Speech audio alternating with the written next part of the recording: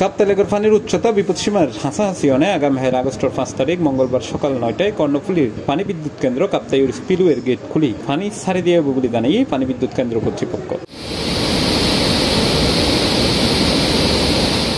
কাপ্তাই পানি বিদ্যুৎ কেন্দ্রের ব্যবস্থাপক মাহমুদ হাসান স্বাক্ষরিত এক বিশেষ ঘোষণা দিয়ে তথ্য জানানো হয়। তবে জরুরি পরিস্থিতি দিবের আগে যে কোনো সময় স্পিলওয়ের গেট খুলি পানি ছাড়ি দিয়ে উঠতে পারে বলে বিজ্ঞপ্তি জানানো হয়। যেটা আরো হয়ে কর্ণফুলী নদী তীরবর্তী যারা মানুষ আছে ইতারা যেন আতঙ্কিত নয় সতর্কতা অবলম্বন করে।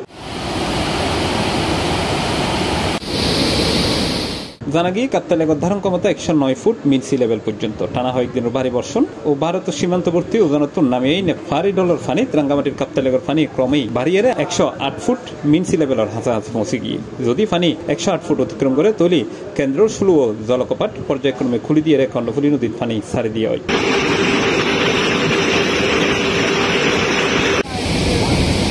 কাপ্তাই পানি বিদ্যুৎ কেন্দ্রের ব্যবস্থাপক প্রকৌশলী মাহমুদ হাসান গণমাধ্যমে জানিয়ে টানা বৃষ্টিপাতের কারণে দ্রুত লেগর পানি বৃদ্ধি পার যা বিপদসীমার হাঁচাহাঁচি এন্ডি কাপ্তাই পানি বিদ্যুৎ কেন্দ্র 500 ইউনিট চালু আছে বলে জানাই তিনি হইয়ে রোববার সকাল 9টা পর্যন্ত 500 ইউনিট মোট 219 মেগাওয়াট বিদ্যুৎ উৎপাদন হয়েছে।